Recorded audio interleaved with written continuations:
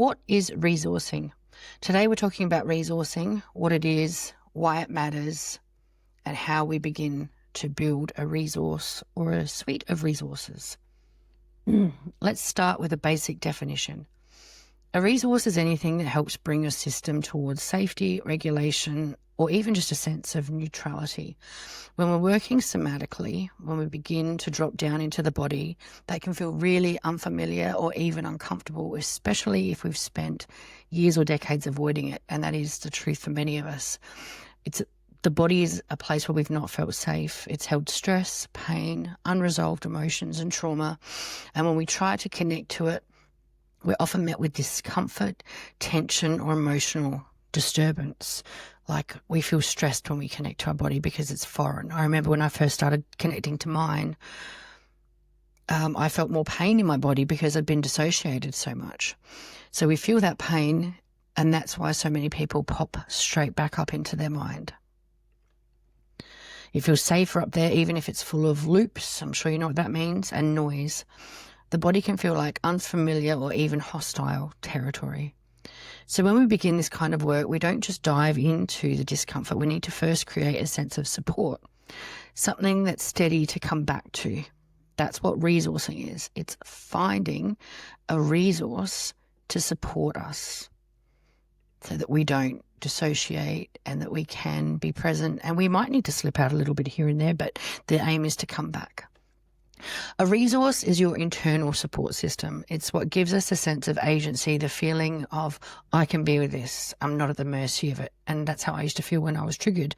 It just would take me, and I really didn't think that I could do anything to stop it.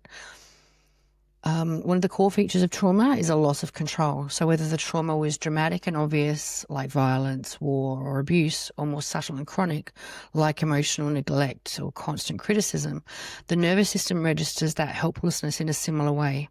I can't do anything. I'm not safe. I'm stuck.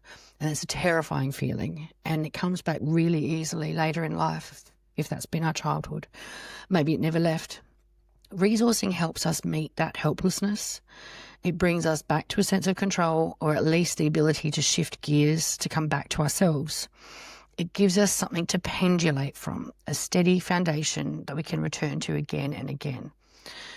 Pendulate is like you think about the big old clocks and it's swinging, pendulating. So we might be neutral, might be here, but then we feel stressed and we go out here. But we want to learn to bring ourselves back to center. And we might even test feeling uncomfortable with certain meditations and practices. What does it feel like when I feel stressed about this? Allow yourself to heighten and bring yourself back. Allow yourself to heighten and bring yourself back. And then you can learn eventually to hold bigger things, but that is not the work of immediate, and that is not work to do by yourself, especially not to begin with. But you can do meditations and practices where you feel a bit of discomfort and come back. That's okay. I'm sure I'll provide one day. Why does resourcing matter so much? A lot of trauma work out there still focuses on reactivating the trauma and releasing it through catharsis, like actually getting really upset in the therapist's office. And while that can sometimes help, it often doesn't include the most important piece, which is returning to safety. So if you're going to go into a place where you feel and relive trauma as some kind of attempt at processing and releasing it, or what a lot of therapists don't realize that you've just held something really hard and you might have cried, but it might have actually been crying because it was traumatic. It doesn't necessarily mean it's magically released. And can you hold that by yourself when you go back home, or are you going to drink, or are you going to dissociate, or get angry? So you need to have the capacity to return to safety before you do hard things, and good therapists know that. They will teach you the skills and make sure of it. Without that, without knowing that you can return to safety and without having diligently practiced that, the experience can become really overwhelming and re-traumatizing. It's like turning on a tap at full blast without knowing how to turn it off again. So that's why we work gently, and that's why I work in the space that I work in, which is turning the tap on a little, feeling and developing the skills before you turn on the tap a little. Eventually, I will be able to help people, like once you've worked through this, building the skills, that titration, that pendulation where we turn the tap on a little and come back to our resource. It's the ability to shift from threat to safety is what starts to build real capacity. So capacity is our ability to hold hard things and good things like joy. A lot of us struggle with that. Over time, we practice going in and coming out. We feel the hard thing or the joy, and we regulate and come back. We increase our ability to stay present with difficult emotions without being consumed by them. Something I've become a lot better at. This is how we grow what's called the window of tolerance, our window of what we can handle, our window of tolerance. As the resource becomes stronger, we can hold more. And it's not just one resource, it's multiple. What once might have overwhelmed us starts to feel more manageable, not because it's gone, but because we're more anchored. That's the real purpose of a resource. It's not to avoid discomfort, it's to start to create the capacity to stay with it. So what makes a good resource? A resource can be almost anything that brings your system toward calm, being connected, or even just neutral and okay. It could be a memory of a safe place, like being on grandma's lap. It could be the feeling of a weighted blanket. It could be the image of someone who truly sees you and is a really good friend. It could be a grounding practice, like touching your feet to the floor and noticing the earth holding you. It could be a rhythm, dance, a breath, a smell, a phrase or a mantra that reminds you, I'm okay now. It can also be entirely sensory, like the sound of wind through the trees. Gosh, I love that. The feel of a hot shower. Also, I love that. Or your own hand on your heart. Oh, look, I'm doing that right now.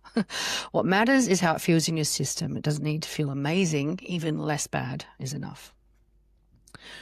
Resourcing is a practice. I like to think of it like planting a tree.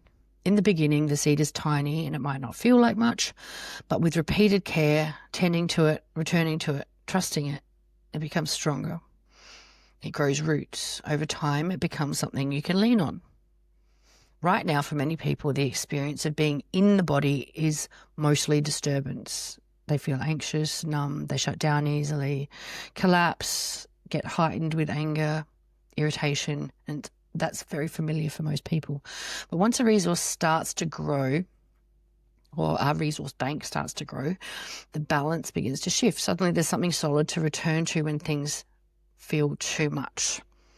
I'll pause with an example there. I went to a talk ages ago where a lady talked about building resilience as a practice. Like if you're a marathon runner, you're not just going to go run a marathon. You're going to train all different things to be able to do that marathon.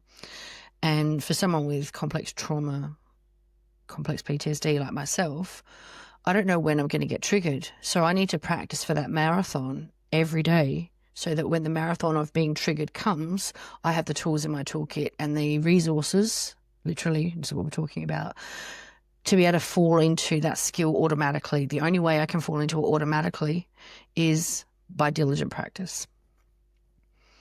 So back to this, I have a teleprompter. You can think of it like a set of scales. On one side, there is stored stress. Cut dance.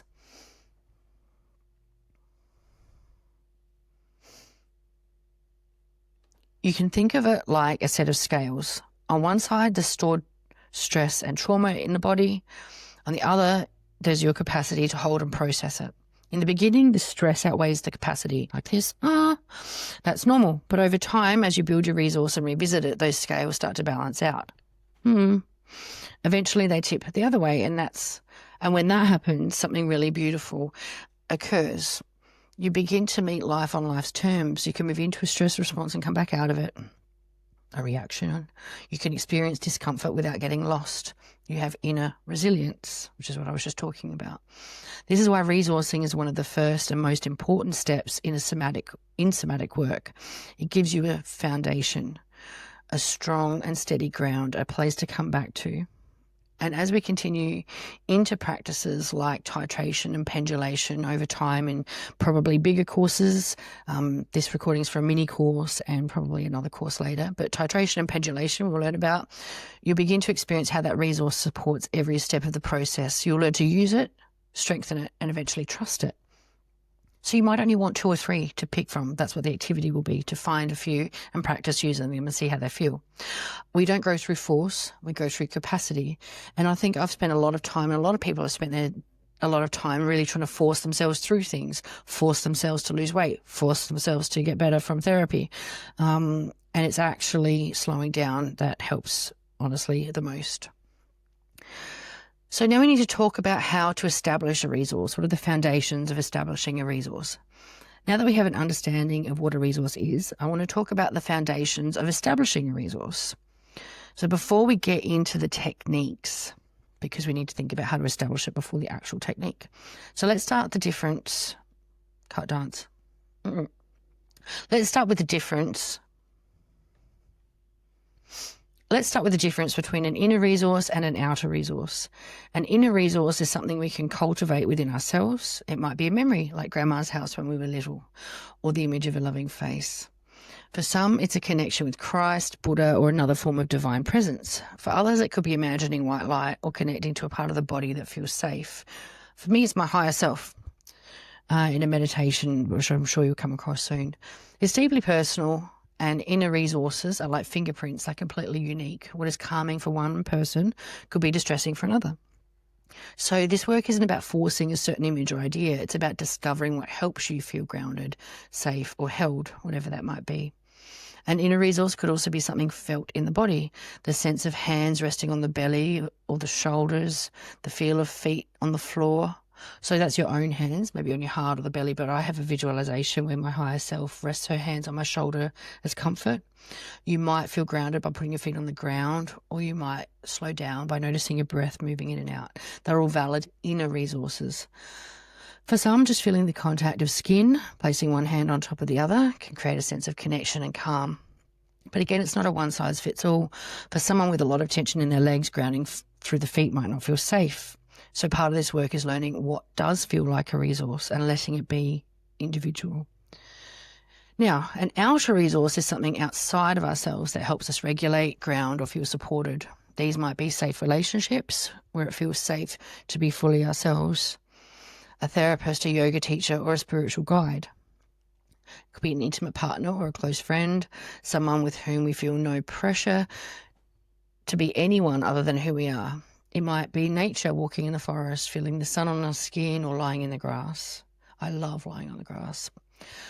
Animals, many people feel deeply resourced through connection with their pets. Hands up, that's me. I do it every day, multiple times a day, deliberately. Activities, drinking a warm tea, playing music, going to a 12-step meeting, or simply stargazing.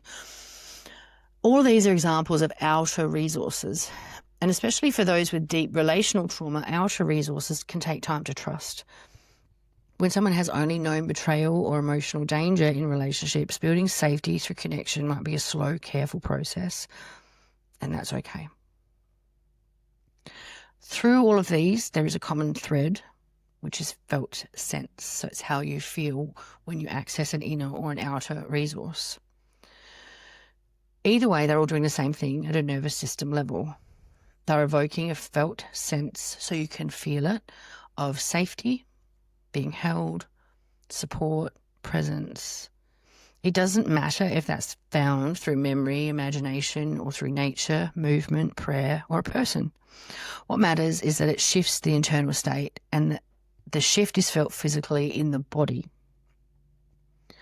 So as soon as I feel my higher self put her hand on my shoulder, my body just goes and relaxes. So that's what we're talking about. What does it feel like in your body?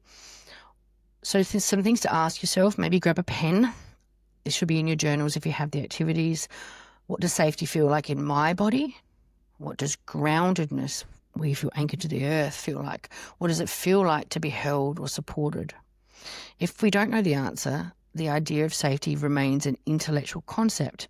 The real transformation comes from being able to identify and feel this in the body. For example, I had a time in my life where I used substances to try to feel okay. I used to describe that first couple of drinks feeling like a big hug. And it felt like, everything's going to be okay. It softened everything. I'm not recommending that path, but it shows the depth of the need that we all have to feel safe and to feel held. That place is what we're all searching for. The work here is to find healthy, sustainable ways to evoke that feeling of feeling safe and held, and that relax, and to start noticing what that does for you. So we can head to practicing awareness. You can start to notice who or what helps me feel safe. When I'm with that person or in that place, how do I know I feel safe? There's usually a shift in the body and you can feel it. For me, it's when my muscles let go. I notice tension I didn't even know I was holding begin to melt away. My breath softens, my heart softens. I'm not scanning the environment for danger. I feel present. I feel okay.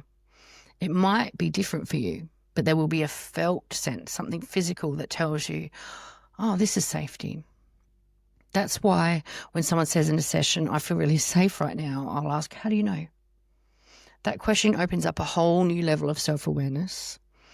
And from that awareness, we begin to develop a real capacity for nervous system regulation, because we start to communicate with our body and know when we feel safe, and then we can seek it. And then that's when we can have emotional change, because we can start to regulate and understand it. So I invite you to play with this. There's a few more things to ask yourself. What helps me feel good or grounded or safe? What does it feel like in my body when I'm there? So some ideas again, it could be walking your dog, it could be holding your dog, hugging your dog, lying next to your dog. I do all of those. It could be playing with your kids. It could be watching a movie with a close friend. It's not about the activity. It's about tuning in to what it does to your system. What makes you go, oh, that's not a substance that is unhelpful. Once we begin to identify what makes that internal shift, we can start to return to it again and again. And that is the heart of resourcing. And that is the foundation of the somatic work to come in this mini course.